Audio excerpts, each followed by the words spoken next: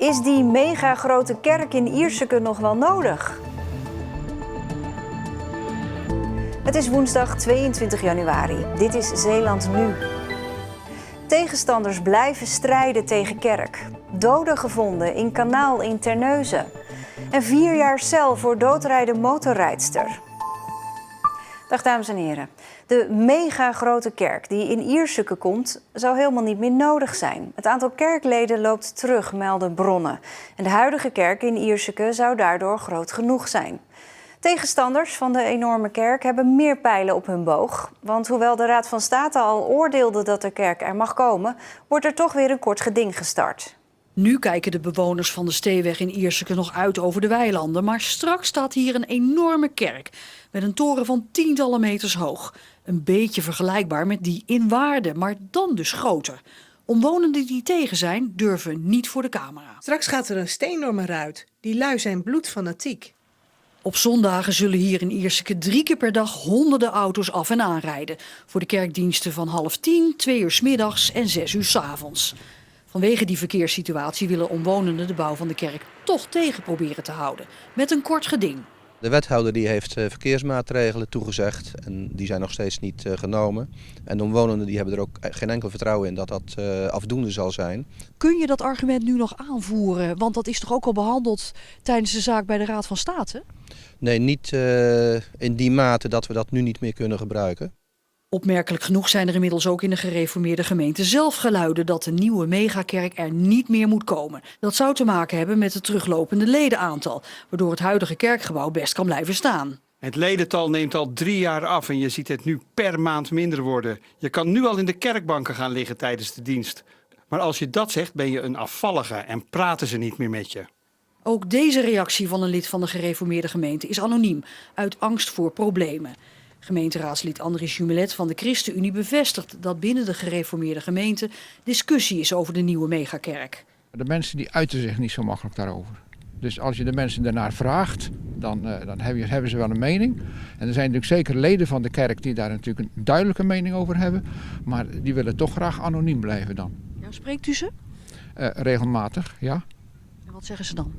Dan zeggen ze dat ze het heel erg vinden dat er op deze manier gehandeld wordt.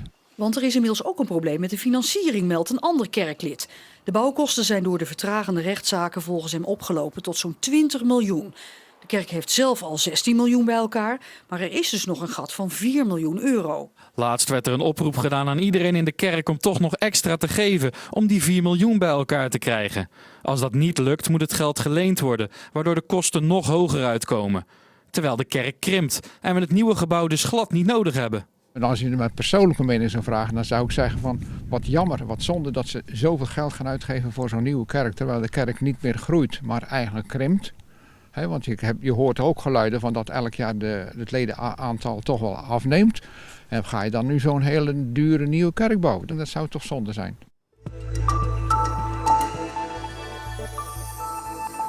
Bij de Beneluxweg in Terneuzen is vanmiddag een stoffelijk overschot gevonden in het water.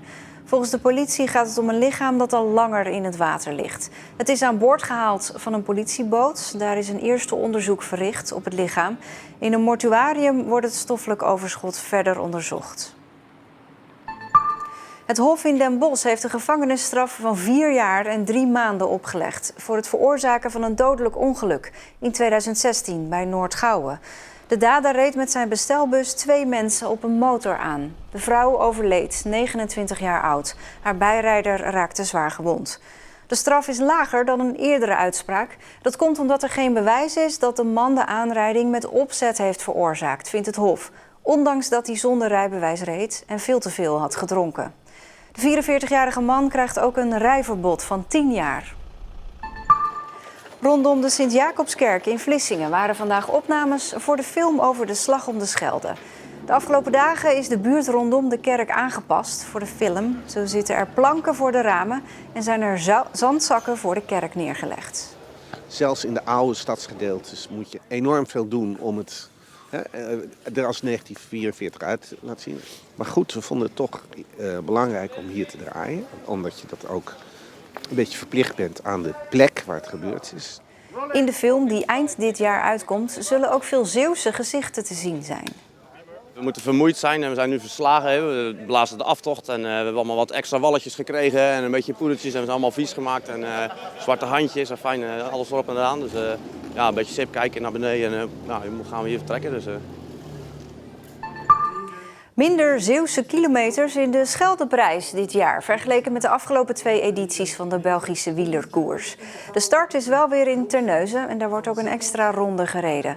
Voor de gemeente Terneuzen is het de 3e en volgens het contract de laatste keer dat de Scheldeprijs daar start. Maar tijdens de persconferentie werd al naar de toekomst gekeken. Wij hebben onze verliefdheid er terug uitgesproken. We hopen dan tot een verloving te kunnen komen. Hoe groot is de kans dat ook in 2021 de Scheldeprijs weer in Terneuzen start? Ik schat die op bijna 100%. De Scheldeprijs is op 8 april met sprinters uit de wereldtop aan de start.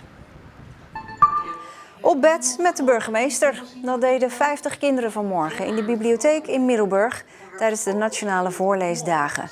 Speciaal voor deze dag was er een heel groot bed neergezet en konden de kinderen luisteren naar het verhaal van Mopper Eend.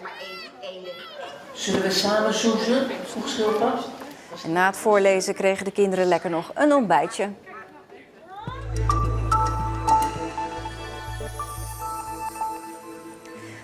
Anna de Bruikere was de afgelopen 2 jaar de stadsdichter van Middelburg. Ze heeft het stokje inmiddels overgedragen aan Raymond van de Ven, maar de Bruikere zit niet stil. Dit jaar komt haar eerste dichtbundel uit.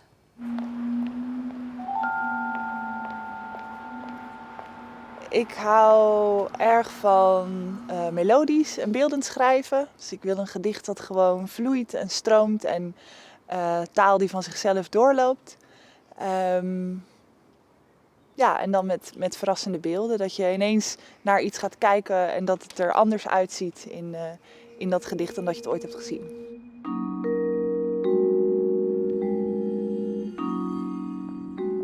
Hoe ontstaat bij jou een gedicht? In je hoofd of echt op papier? Allebei eigenlijk. Vroeger wachtte ik wel totdat ik iets gewoon in mijn hoofd kreeg en dan begon ik het op te schrijven. Maar inmiddels weet ik ook, en dat heb ik als stadsdichter ook ervaren, ja, je kan niet altijd wachten op inspiratie. Soms dan wordt je iets gevraagd en dan is het gewoon een kwestie van doen. En in het doen begint het denken ook vanzelf. Dus ja, nu begint het eigenlijk gewoon overal.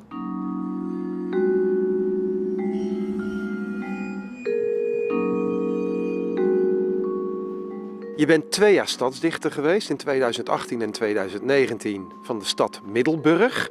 Je moest dan een aantal gedichten leveren. Hoe gaat dat in zijn werk? Nou, je hebt als stadsdichter deels opdrachten, deels verzoeken en deels eigen initiatief. Dus je weet natuurlijk dodenherdenking, nieuwjaarsreceptie, dat zijn eigenlijk de vaste momenten in het jaar. En voor de rest, ja, er kwamen dan aanvragen van de Stichting Welzijn Middelburg bijvoorbeeld. Dus dan ga je echt met een opdracht aan de slag en soms dan kwam er gewoon iets vanzelf.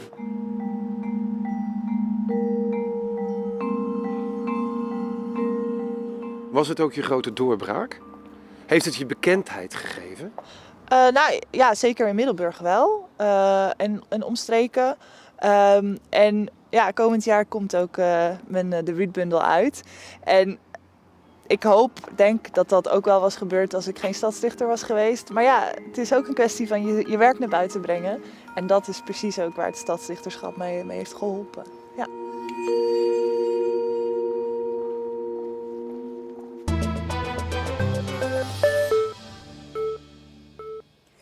Baasjes van huisdieren met kanker kiezen er steeds vaker voor om hun dier te laten behandelen. Toch zijn er nog genoeg baasjes die te laat aan de bel trekken, die niet weten dat die behandelingen er zijn, merkt het Oncologisch Centrum voor Dieren in Terneuzen. In het dierenziekenhuis in Terneuzen worden katten en honden behandeld die kanker hebben. De Poolse dierenarts Ada Krupa heeft zich gespecialiseerd in oncologie en ziet nog regelmatig dat baasjes er te laat bij zijn als hun dier kanker heeft. Some owners already have second or third pet diagnosed with cancer, so they're much more aware what is possible, what can be done. But there are still some owners that they are not really fully aware what is possible, what can be done, and how we can help patients diagnosed with cancer. Ben Vierman en zijn vriendin adopteerden vorig jaar de 10-jarige Whisky. De hond kreeg pijnklachten. Die bleek botkanker te hebben 3-4 maanden nadat we hem hadden geadopteerd. Maar we hadden van tevoren ook gezegd, een oudere hond, er zit er gewoon een risico bij dat hij ziek zou kunnen worden. En als dat is, dan gaan we er ook voor zorgen. Door de bottumor moest een poot worden afgezet bij Whisky. We merkten gewoon dat hij echt heel veel pijn had. En het amputeren van zijn been was gewoon echt de levenskwaliteit te verbeteren. En de chemo is om zijn levensverwachting te verlengen. Veel diereneigenaren denken dat chemotherapie bij dieren hetzelfde verloopt als bij mensen. Humans usually develop many side effects. They can be very sick during the chemotherapy. We know that we can face some side effects, but they are usually very little and very limited. We can also help and stop the side effects very quickly. The patients receiving the chemotherapy, they remain happy, they keep playing at home, they eat well and they enjoy their life. De dag na de operatie liep hij alweer, soort van, zo goed als dat er ging. En daar gewoon heel snel was hij gewoon veel actiever. We hadden er eigenlijk meer moeite mee om hem rustig te houden zodat hij goed kon genezen dan iets anders. Je kon gewoon echt merken dat hij gewoon veel opgewekter was, veel blijer was nadat de pijn weg was. Daarom heeft dit baasje voor al die andere baasjes die twijfelen om een huisdier te laten behandelen deze tip. Ga sowieso praten. Ga ergens langs waar ze verstand van hebben. En praat gewoon over de mogelijkheden. Want er is gewoon heel veel meer mogelijk dan je zou denken. De behandeling tegen kanker kost geld. Maar dat kost elke behandeling van een dier, zegt Krupa. The costs are, I would say, not higher than any other more advanced treatment for any other disease than cancer. Whisky is zeker waard geweest. Hij heeft er heel veel voor terug. Hij is dag en nacht bij ons. En we zijn super blij dat we dat gedaan hebben. We zouden het zo nog een keer doen. Ja. Zonder meer. De dichte mist was vanmorgen sneller voorbij dan gisteren, maar het bleef de hele dag wel een beetje nevelig met hier en daar motregen. Het werd een graad of 5. Morgen begint weer met mist en nevel. In de middag kan de zon doorbreken. Maar ja, eerst zien, dan geloven. Zometeen nieuwe Zeeuwen over het leven in een asielzoekerscentrum. Met voor de meesten hun familie ver bij ze vandaan.